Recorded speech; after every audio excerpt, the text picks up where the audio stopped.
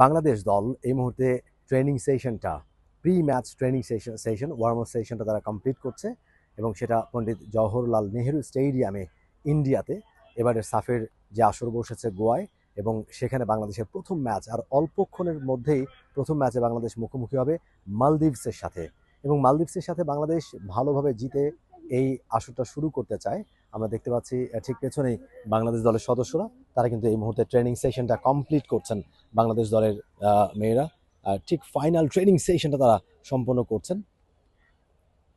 দারুণ একটা মুহূর্ত নিশ্চয়ই বাংলাদেশ দলের জন্য। প্রত্যেকে আমরা দেখতে পাচ্ছি এবারে দলকে নেতৃত্ব দিচ্ছেন মারিয়া মান্ডা, তার নেতৃত্বে বাংলাদেশ দল নামছে প্রথমবারের মতো সাফের আসরে খেলতে। ব্যাক টু ব্যাক চ্যাম্পিয়ন হয়েছে বাংলাদেশ, গত দুইটা আসরে চ্যাম্পিয়ন হয়েছে। হ্যাটট্রিক শিরোপা তারা জিততে চায়, হ্যাটট্রিক শিরোপা জয়ের লক্ষ্য নিয়েই তারা এসছে গোয়াতে, অর্থাৎ ইন্ডিয়াতে। এবারে যে সাফ চ্যাম্পিয়নশিপ অনুষ্ঠিত হচ্ছে ঠিক ম্যাচের আগ মুহূর্তে নিজেরা ওয়ার্ম আপ সেশনটা সেরে নিচ্ছেন বাংলাদেশ দলের সদস্যরা এবং আমরা সেই মুহূর্তটাই দেখছি। আমরা আজকের একাদশটাও আপনাদের জানিয়ে দিতে চাই। আজকে গোল পোস্টের নিচে আমরা দেখব মিলি আক্তারকে এবং ডিফেন্স লাইন অর্থাৎ চারজন ডিফেন্স 4-3-3 ফরমেশনে কোচ আজকের এই ম্যাচটা খেলাবেন বাংলাদেশ দলকে এবং সেখানে শামসুন্নাহার সিনিয়র, আফইদা খন্দকার, কোহাতি কিস্কু, সুরভি আক্তার, এই চারজন রয়েছেন ডিফেন্স লাইনে। এবং যদি মিডফিল্ডে আমরা দেখি, মিডফিল্ডে রয়েছেন মারিয়া মান্ডা দলের ক্যাপ্টেন, মৌমিতা এবং আনিকা রানিয়া সিদ্দিকি, এই তিনজন খেলবেন মিডফিল্ডে। এবং ফরওয়ার্ড লাইনে ঋতুপর্ণা চাকমা বাংলাদেশের গোল মেশিন, সাথে রয়েছেন উমহেলা মারমা এবং শামসুন্নাহার জুনিয়র, এই তিনজন থাকবেন ফরওয়ার্ড লাইনে। অর্থাৎ 4-3-3 ফরমেশনে আজকের এই ম্যাচটা, শুরুর এই ম্যাচটা বাংলাদেশ খেলবে। আমরা আগের সাফে যিনি বাংলাদেশ দলকে নেতৃত্ব দিয়েছেন আফইদা খন্দকার, তাকে দেখতে পাচ্ছি এবং তারা ম্যাচের আগে ট্রেনিং সেশনটা তারা সম্পন্ন করছেন।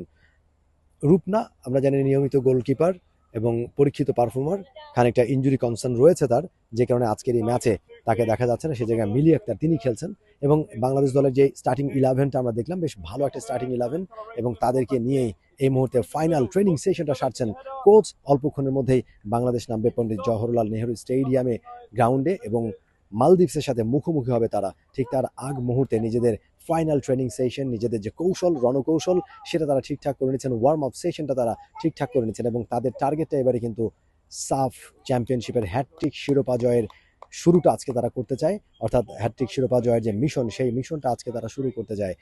বিশাল এক স্টেডিয়াম, বেশ ঐতিহ্যবাহী এক স্টেডিয়াম।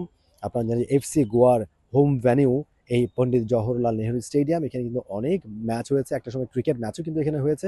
2006 সাল থেকে ফুটবলের জন্য ডেডিকেটেড এই ফিল্ড এবং এরপর এখানে কিন্তু অনেক ম্যাচ হয়েছে। বাট বাংলাদেশের মেয়েরা প্রথমবারের মতো এই গ্রাউন্ডে তারা খেলতে এসছে, প্রথমবারের মতো তারা খেলবে এই গ্রাউন্ডে এবং ফাইনাল ট্রেনিং সেশনটা আমরা দেখছি বাংলাদেশ দলের, তারা সেরে নিচ্ছেন ফাইনাল ট্রেনিং সেশন এবং কোচ আমরা দেখতে পাচ্ছি মাস্টার মাইন্ড বাংলাদেশ দলের পিটার বাটলার, তিনিও দাঁড়িয়ে রয়েছেন একেবারে মাঠের ওই প্রান্তটায়। আমরা একটু জুম করে দেখানোর চেষ্টা করছি পিটার বাটলারকে। মিস্টার পিটার বাটলার, গত সাফে অনেকটা অনিশ্চয়তা ছিল, বেশ কাটাছেঁড়া হয়েছিল দলে এবং সেই সময়ে তিনি কিন্তু বাংলাদেশের সাফ জয়ে দারুণ ভূমিকা রেখেছিলেন এবং তারপরে তার উপরেই আস্থা রেখেছে টিম ম্যানেজমেন্ট, ফুটবল ফেডারেশন। আরও একটা সাফ তার হাত ধরে বাংলাদেশ প্রত্যাশা করছে এবং হ্যাটট্রিক শিরোপাটা জিততে পারলে সেটা হবে বাংলাদেশের জন্য দারুণ এক জয়, দারুণ এক পাওয়া, দারুণ এক মুহূর্ত এবং সেটার মিশনটা শুরু হচ্ছে আজকে থেকে পণ্ডিত জওহরলাল নেহেরু স্টেডিয়ামে। এবং ওই প্রান্তে আমরা দেখতে পাচ্ছি মালদ্বীপস, যাদের সাথে বাংলাদেশ খেলবে রেড জার্সিতে। মালদ্বীপস তারাও কিন্তু ফাইনাল ট্রেনিং সেশনটা তারা সেরে নিচ্ছেন ম্যাচের ঠিক আগ মুহূর্তে এবং বাংলাদেশ দল এই মুহূর্তে, বাংলাদেশ দলের সদস্যদেরকে আমরা দেখতে পাচ্ছি ফাইনাল ট্রেনিং সেশনটা তারা সম্পন্ন করছেন এবং স্টার্টিং 11টা আপনাদের অলরেডি জানিয়ে দিয়েছে। দারুণ এক স্টার্টিং 11 বাংলাদেশ দলের এবং সেটা নিয়েই বাংলাদেশ আজকের এই ম্যাচটা শুরু করতেছে। বেশ গরম গোয়াতে, কিন্তু এই মুহূর্তে বেশ ভালো গরম।